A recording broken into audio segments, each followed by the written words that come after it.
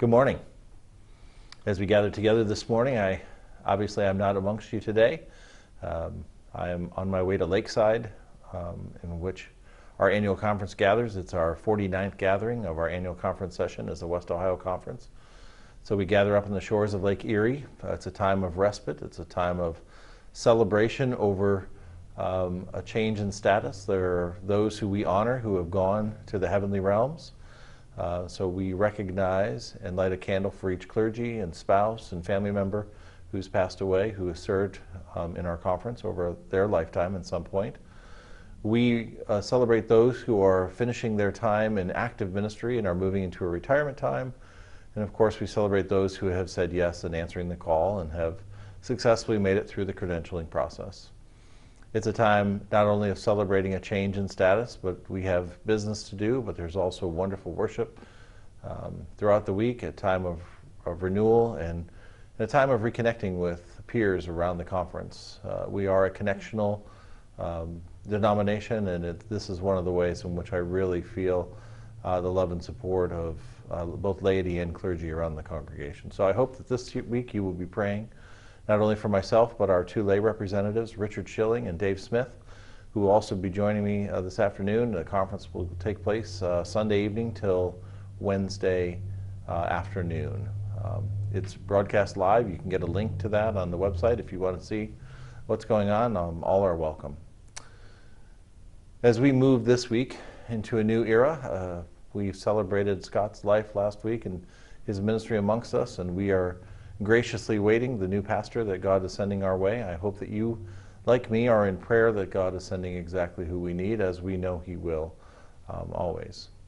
As we start this series this week, I really wanted to kind of take a look at how the Bible applies in our world today. This new series, entitled The Gospel in Everyday Life, is a chance for us to take a look at present active news stories and ask ourselves the question, is the gospel still relevant in the world that we live in today?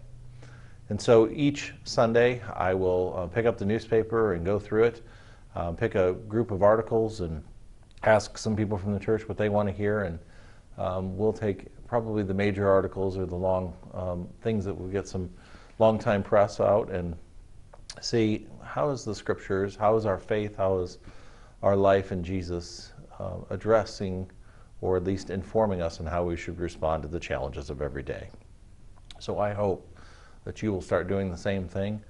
Search the scriptures within your own situations, both celebrations and troubles and trials each day, and take a look at what God has to say in a very loving and compassionate way. This week I've chosen the story. I chose this because as we draw to the end of a school season and honor those who are graduating amongst us and their status and moving on to different phases of life, we also have a reoccurring life event that I think really kind of fractures all of us. It is, in a way, a form of terrorism. We'll get to that in a minute. But when I thought this week about how do we work with, around, how do we deal with the issues of people who seek to do us harm, I go back to my time in which on 9/11, I'm sure you remember where you were when you heard the news that a plane had flown into the first tower in New York City.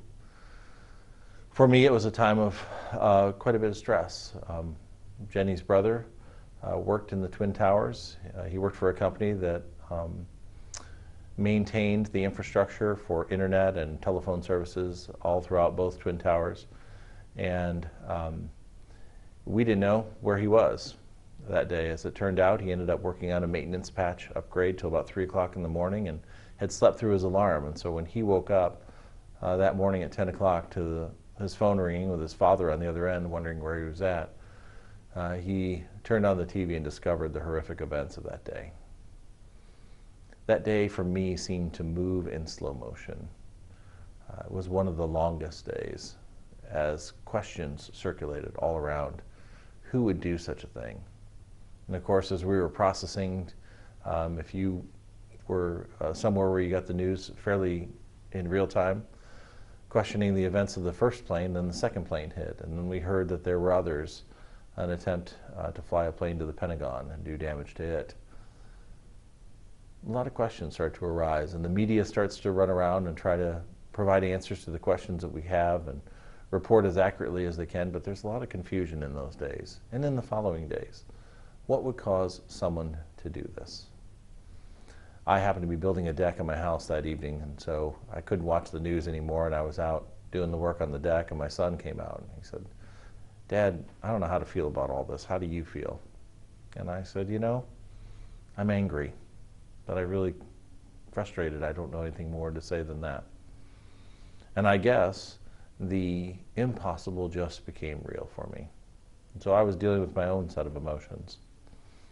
This week we're going to take a look at a different form of terrorism. Take a look at these recent video clips. We are following a breaking situation at a high school in Texas. Officials confirm a shooting at Santa Fe High outside Houston early this morning. We are following a school shooting in Kentucky where at least one person is dead and 7 others are injured. A middle school student has shot himself in the bathroom. Investigators are outside this scene. You can see it's quite chaotic here. This middle school is Jackson Middle School in Jackson Township, Ohio. That's in the Massillon area. Well, friends, when events like this occur, I know there are kind of 3 ways in which we can look at things. We first take a look at how we could have reacted differently. Are there things we could have done? Could a school have provided better security? Did a procedure or policy break down? A person fail in letting someone into the building with, guns on them? Were they somehow hid in the school and no one knew it? Should we put metal detectors at all the entrances? We ask a lot of questions about policies and procedures and things that we could change to avoid or at least provide a greater sense of security for our kids. We might also then move to a time and asking ourselves, well, are there laws that needs to be changed? And I certainly am not going to venture down the road today of gun control and all the complications that go along with that. But we do take a look at our laws, our procedures, to make sure that it's not just one location, but there are things that we can put in place to address this problem at any potential school that it takes place at. But I really today want to look at a third approach to this, a third way of thinking about this, and that's the question of prevention. Are there things that we can do to prevent violence of this form and to keep our kids safe? I've been spending some time this week in research, and an article that seemed to summarize much of what I read this week on the minds of school shooters comes from a gentleman by the name of Dr. Arnold Spokane, who is a professor of counseling psychology for Lehigh University. He wrote a book entitled "Why Kids Kill: Inside the Minds of School Shooters." And in his writings, he has kind of organized people that would kind of perform this type of activity or this crime into 3 different categories. He says one group of people that would do this are traumatized shooters. The second are those who are psychopathic, and others that are psychotic. Listen for a minute and the characteristics and the things that are leading up. And in his book he says, nobody wakes up this morning and snaps and says, I'm going to become a mass murderer. It's a slow building process that occurs that causes this to happen. In the classification of those who have been traumatized shooters are people who have normally come or been raised in dysfunctional families. Generally, but not always, their family has struggled with poverty. There's been some sort of abuse in the home, maybe frustration over paying the bills or other things. But in many ways, abuse in various forms is evident in their lives. Some have been sexually abused by someone outside the home. Generally, because of poverty, the kids bounce around from home to home. This person would have maybe moved between mom, dad, grandparents, maybe even in and out of foster care in various times. What they lack is stability. And out of that builds a sense of rage and depression and anxiety over their life.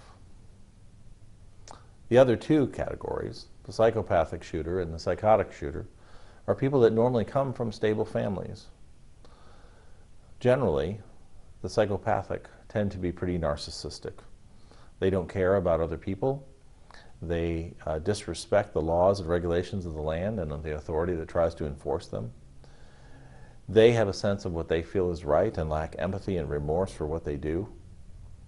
They don't typically have a strong social group, while generally they do have some friends, but they often get a thrill over having power over life and death. Then there are those who are isolated, the psychotic groups. The shooter at Virginia Tech, Mr. Hinchu, had no friends. He had not made one friend contact in the 4 years that he spent at college and was an extreme loner. Andrew Lanza, who was the gentleman that shot up 20 children and 6 adults at Sandy Hook in Newtown, Connecticut, spent most of his time in his mother's basement playing video games and watching movies. Again, living a life in isolation.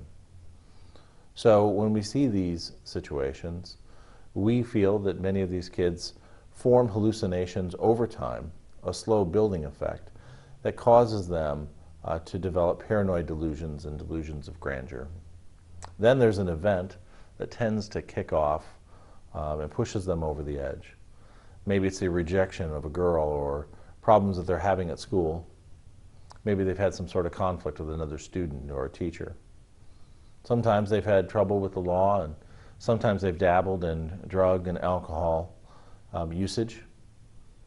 Often they have no peer encouragement to look at the things, and in many cases they have role models of people who've performed this in the past and develop ideas of copycat killing.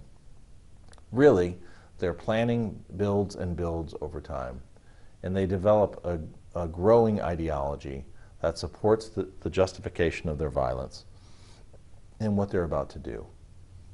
So, think about that for a minute. What is it that they're lacking?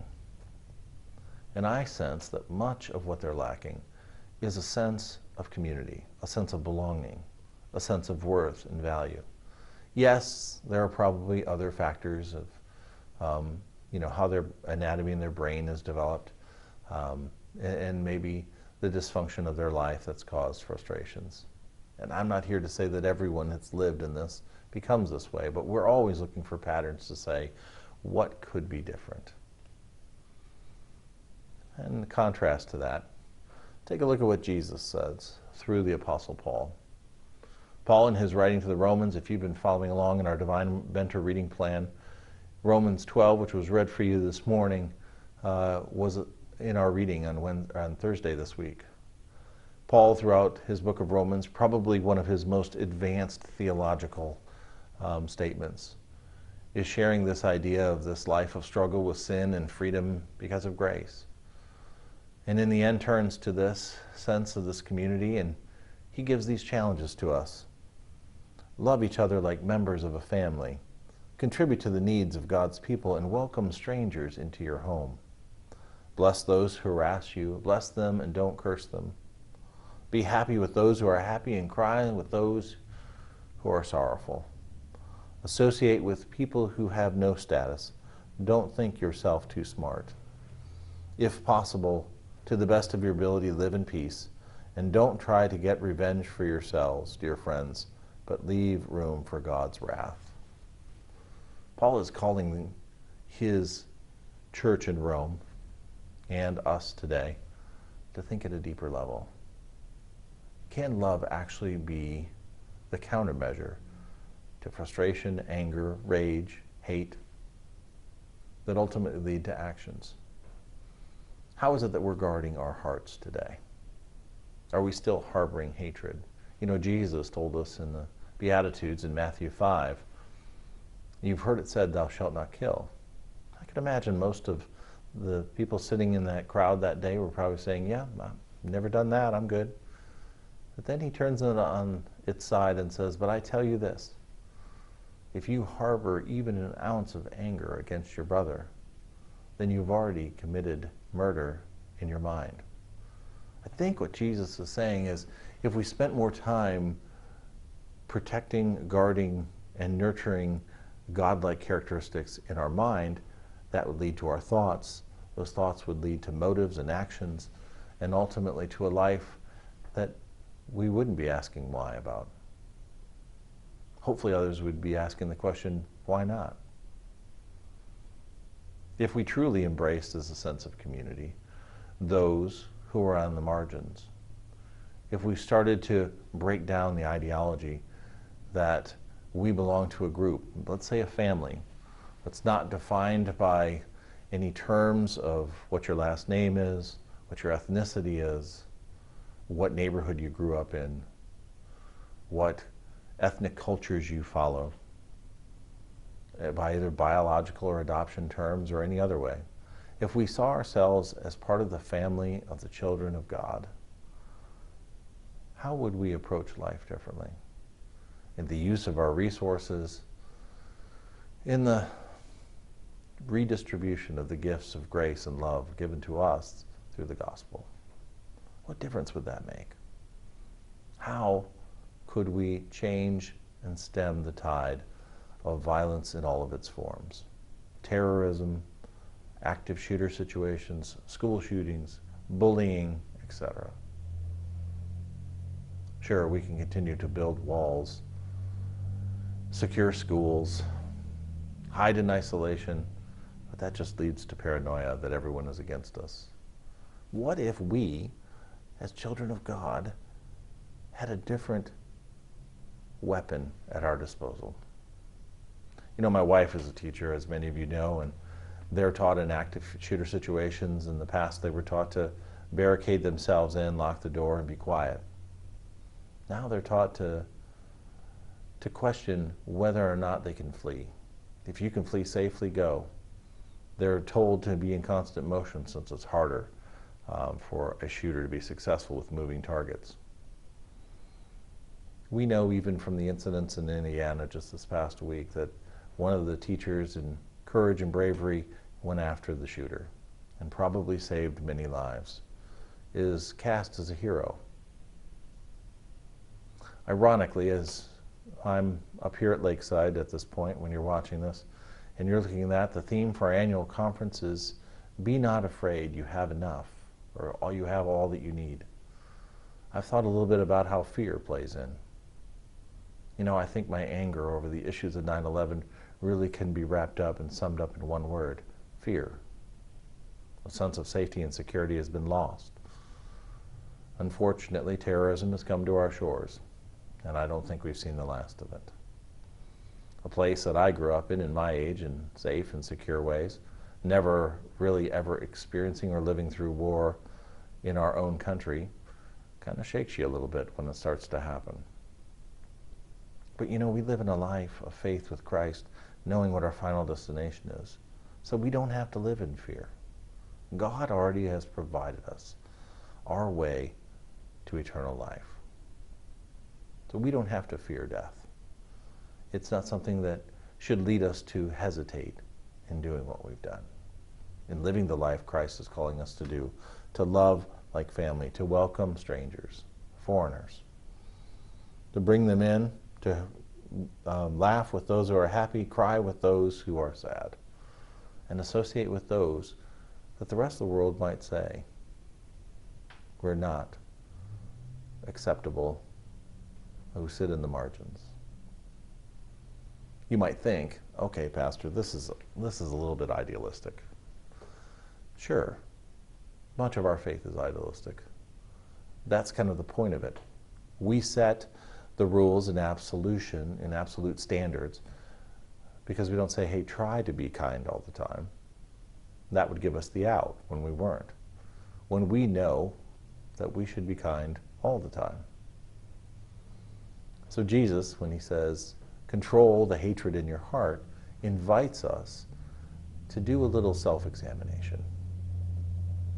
As I thought about this situation, I thought back of a neighbor that I grew up with.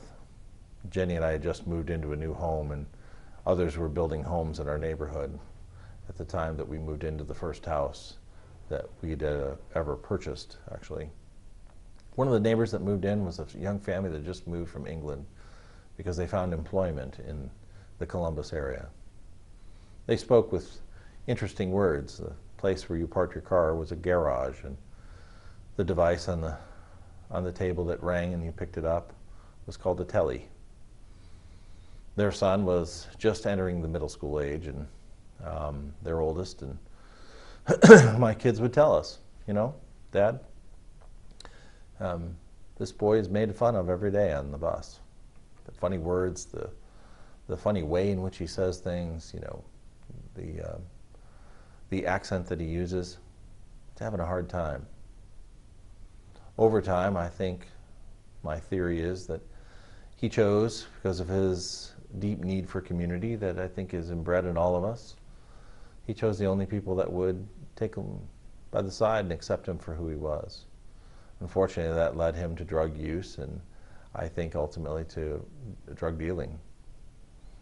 We watched as parents when he moved into his early high school years as the trips came by, the short trips, as he was selling things while his parents were at work. His parents yearned for his love and acceptance, as I think most parents do for their kids, that they find a group of kids that would surround them and enfold them. And I wonder if things would have been different for this young man if that had happened early on. And then I thought of my own participation in this. His mother at times could be a bit confrontational. If anything was said that may cast her family members in a poor light, well, she was the first to be at your door saying, why are you saying this about our kids? And kind of getting in your face, so to speak. She intimidated a lot of people in the neighborhood. And while many of us stood on the street corners and in each other's living rooms talking about the problems that this boy had brought to our neighborhood and our family, our community, so to speak, none of us had the courage to address it, to let the parents know what was really going on, how far it had gone, because we were afraid. Should we lock down in our homes? Should we push for more regulations? Or is Christ calling us for personal transformation? If we had truly embraced that boy as one of our own, could life have been different? We'll never know. Right now, he still struggles with employment because of his ongoing problems with addiction. But it all came to a head one evening when he got into a fight with his brother. A firearm was discharged into the ceiling. No one was hurt. But it was a scary moment. And since he had talked about just how many guns he had owned and what kind of armament he had, and because he was an adult as a 19-year-old at this point in time, he was held communally accountable for his actions. That evening, our neighborhood was covered with SWAT. They barricaded him in the house. And after about a 3-hour standoff, the only way that the police officers would feel safe and secure is if this young man walked out in his underwear shorts only. It was the middle of February, and this guy walks out barefoot, kneels down while police officers come in, handcuff him, wrap a blanket around him, and throw him in the back of a squad car. I think it was on that evening that I really started to ask the question, could we have approached this young man differently? Could life have been different for him? And did I, in some way, as we know it takes a community to raise a child, could I have embraced this situation in a completely different fashion? See, it's not any easier for pastors to apply the gospel, but that doesn't mean we just shouldn't stop wrestling with it, or we shouldn't stop trying to look at the ways in which we can be better and different. So I ask you today, do you love others like you love your family? Will you take them in as children of the body of Christ? Will you contribute to the needs of people, welcome strangers, foreigners, those who you don't know and understand? Will you bless those, pray for those who harass you? Will you invite God to be the final judge in their life, and we are a companion? Could we build, continuing on our theme for the year, more genuine and authentic community through our faith in Jesus Christ? Will we associate with those of no status? And will we allow God to be the judge in the end? Will it curb school shootings? Maybe not. Maybe not completely, but boy, I sure hope it will reduce the frequency of the ways in which they occur. I hope that love is the solution and the armament that God gives us to combat anger, rage, and evil.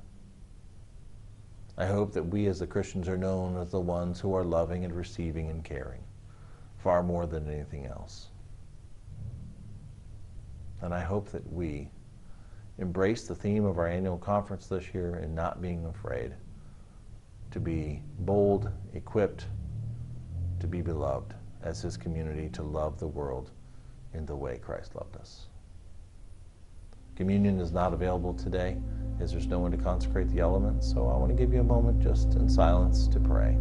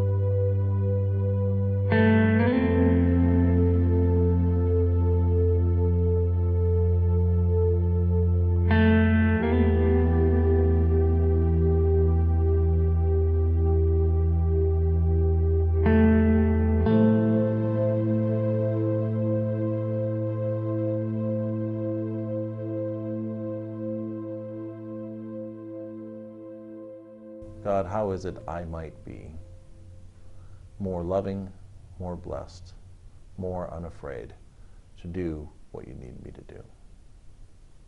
Be blessed this week, and we'll see you next weekend. Thanks.